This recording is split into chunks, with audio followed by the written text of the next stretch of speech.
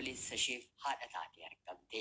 Obboleettiin obboleessa isheef haadha taatee guddisaa jirti. Gochaawwan akkanaa biyya kana keessatti yeroo dhageenyu eeggamsi biyya kana irratti dhufe dhugumayyuu kan nuuf malu Waaqni beekee kan nuuf mure jennee ofirratti murteessina. Wanta biraa miti. Abbaa intala isaa guddisetu deebisee gudeedee ulfeessee daa'imarraa godhate. Biyya uummattoota kibbaa magaalaa Hawaasaa kan jiraattu intala maqaan Masarat Maqdas jedhamtu abbaan ishee dirqiidhaan erga ishee gudeedee booda daa'imni garaatti hafe.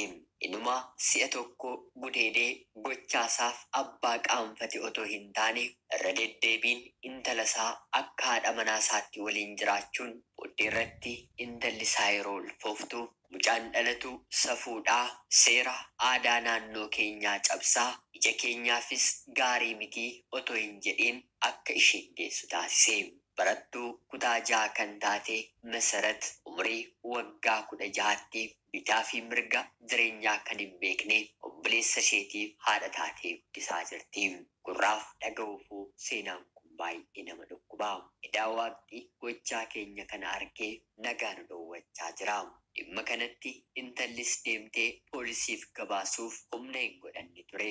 Kan gabaase shakkiidhaan garaa keessatti kan qabatan ollaa isaaniiti. Haati barattuu kanaa abbaa waliin waan hin jirreef akkamittiin intalli kun umrii kanaan daa'ima godhachuu dandeessi? Sanummoo abbaan calluma jedhee ilaalee dhiirri gara biraa mana sana seenee ba'uu hin jiru. Akkamitti gochaan kun raawwate jedhanii intala suuta jechuun yeroo gaafatan mucayyoon dhiphinaa fi safuu gidiraa addaa keessa jirtu kuni dhugaa jiru warra ollaatti himti. Sanaan booddee ollaan deemee poolisii naannoo sanaaf gabaasaa.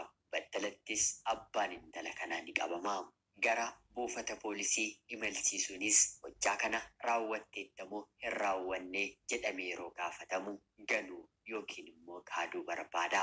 Haa ta'uutii garuu poolisoonni gara manaatti deebi'anii intala fidanii wal maddiitti yeroo gaafatan intalli kanaan booddee ni hidhama, na rukutee na gudeedu, kanaan booddee dabalataan na salphisuunsaa hin dhaabbata jettee eeyyeen abbaan mucaa koo abbaa kiyyadhaa dargiidhaan isatu na gudeede jettee imimmaan ija ishee keessaa lolaasaa dhugaa jiru dubbatte.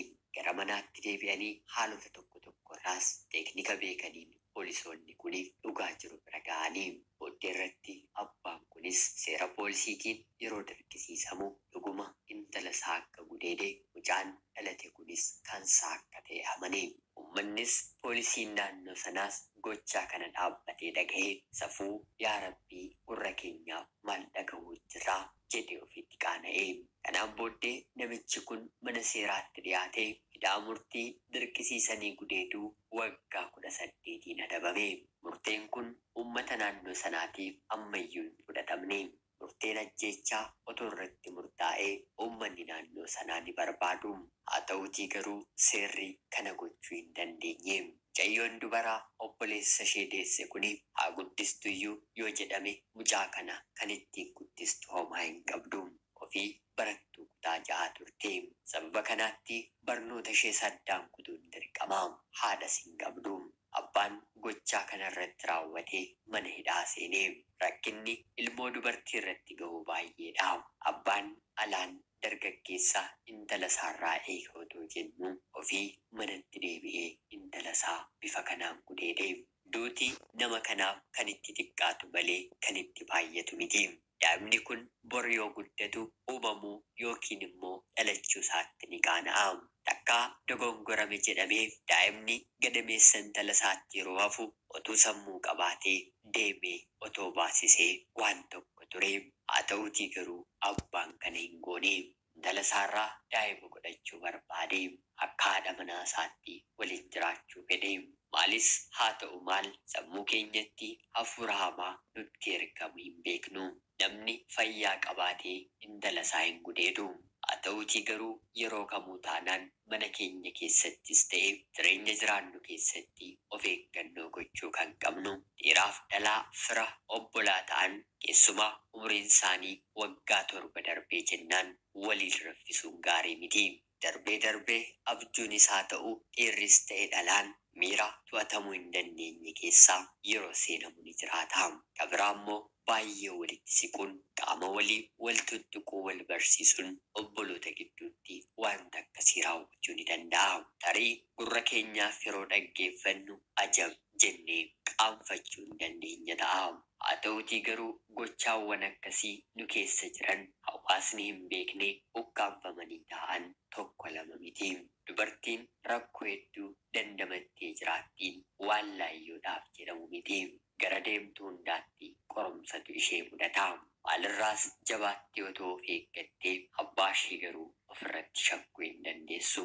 Abbaan gochaa kana intala isaarratti yaadus gonkumaa maqaan abbaa jedhu kennamuufii hin malu. Kan nuti jirru bara dhumaa keessaa cubbuun hin dalagamne baratti hin jirre. Mana keenya Waaqayyo gochaa akkanarraa nu haa eegu. Dhiifama biyya keenyaaf isaa taasisu. Jaalatamtootaaf hordoftoota qophii Oromiyaa. Mi'eenya jiru muslimaa nama dandamee hubata. Koottaa dammaqaa haa wal garsiifnu akkaataa. Diin kanaan malee hin jiru karaan furmaataa. Namuutu ilmaan daddalee alatti firraa bobbaasa. Rakkoon nu seenee wayyaa.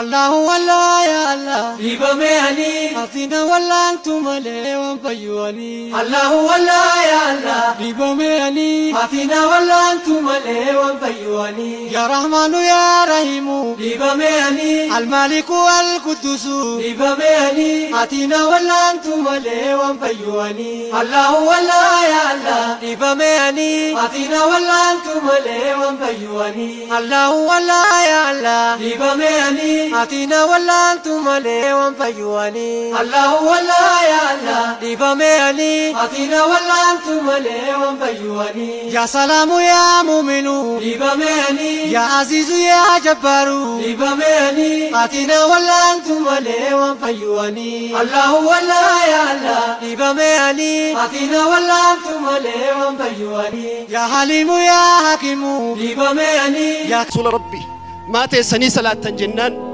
يا أبا هريرة حقا قياسة دي وانيان نابتو دنبي النبي محمد صلى الله عليه وسلم قياسة دي وانيان قافتك فاطمان مجتي لساني فأتت به بخبز بكسر خبز كتاج أباتك فوتي في الدين هذا طعام أكل أبوك منذ 3 يا فاطمة يعني كن قياسة دي بود أرقتي أباك يا فاطمة يا رسول ربي كتاج أباتك وأرقتني قياسة دي كيستي خرج من الدنيا ولم يشبع من خبز الشعير وسوق التاغربو كان جنجل فمين كان هنسران كيسايائن كان قلقلنا في بريد من قبلهم وفين دنيا راغودانا ويا صدما وان بلال بوبا جلت اقسف في دون ملي وان ياتن ابني ويا صدما دبرس كاف شعبي ابي طالب كيست وقرا سياسه وقرا دينك دي وقرا حواسما قريش الركيس صحابته وجمك بال السمر جرم